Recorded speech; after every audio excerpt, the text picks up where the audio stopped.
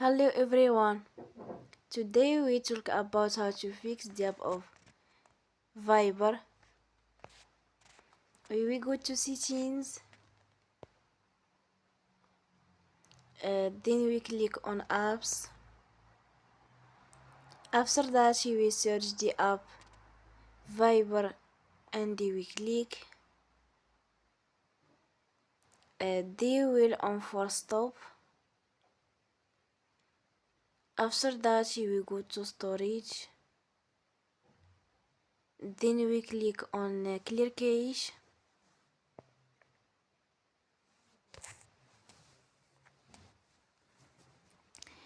You will go to Play Store and you will update your app. Don't forget to support us by like and subscribe. See you next time and thank you for watching.